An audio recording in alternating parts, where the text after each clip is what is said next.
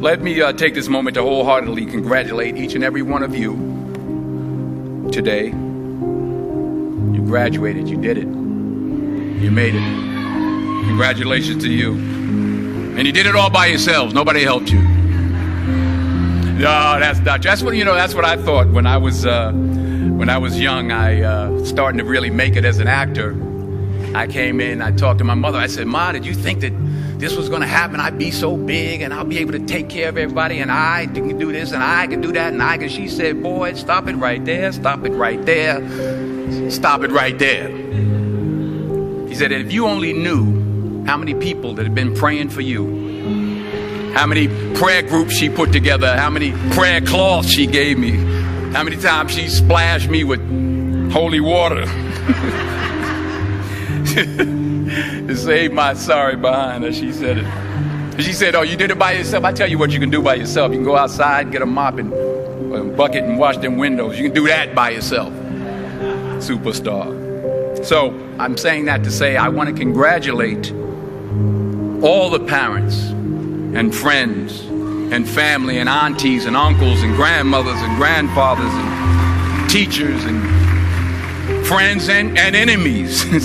All the people that helped you to get where you are today. Congratulations to you all. I'm going to tell about 2-3 stories. I'm going to keep it real short. I remember my graduation. Speaker got up there, went on forever, blah, blah, blah, blah, blah, blah, blah, blah, blah. So I'm going to keep it short. Number 1, put God first. Put God first in everything you do. Everything that you think you see in me, everything that I've accomplished, everything that you think I have, and I have a few things, everything that I have is by the grace of God. Understand that. It's a gift. 40 years ago, March 27th, 1975, it was 40 years ago, just this past March, I was flunking out of college. I had a 1.7 grade point average.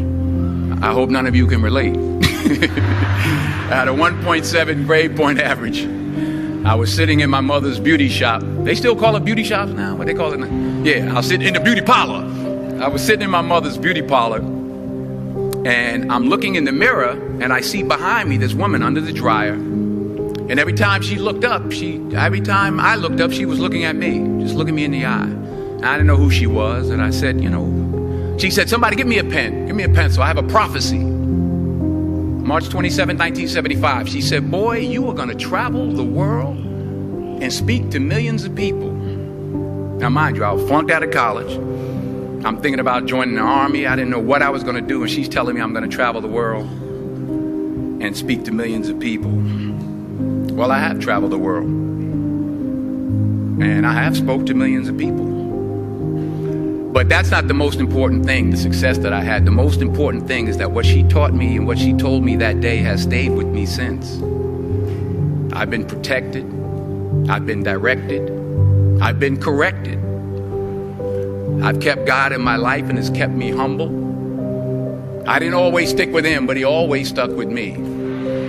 So stick with him in everything you do.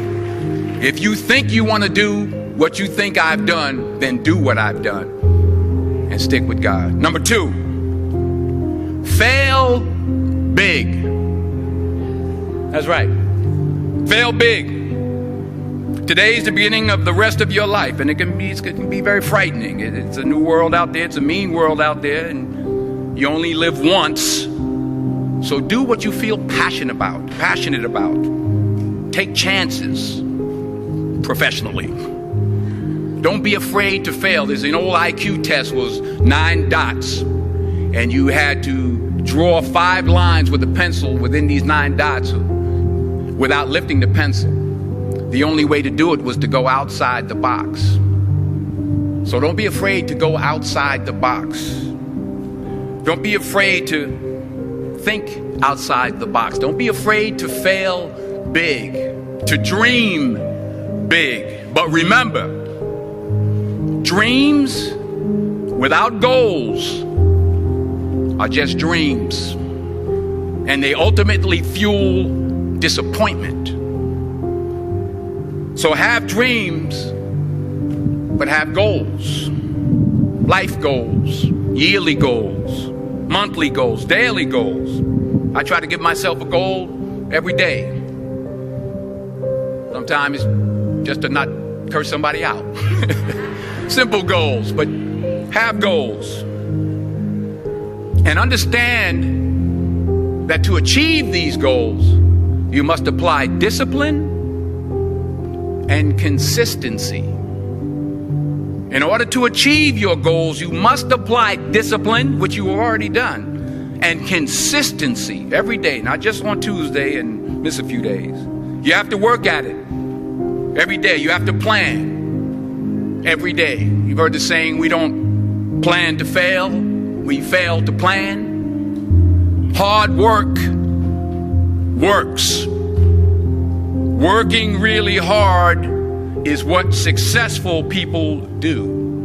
And in this text, tweet, twerk world that you've grown up in, remember, just because you're doing a lot more doesn't mean you're getting a lot more done. Remember that. Just because you're doing a lot more doesn't mean you're getting a lot more done. Don't confuse movement with progress. My mother told me, she said, yeah, because you can run in place all the time and never get anywhere. So continue to strive, continue to have goals, continue to progress. Number 3, you'll never see a U-Haul behind a hearse. I'll say it again. You'll never see a U-Haul behind a hearse. I don't care how much money you make, you can't take it with you. The Egyptians tried it. They got robbed. That's all they got. You can't take it with you. And it's not how much you have. It's what you do with what you have.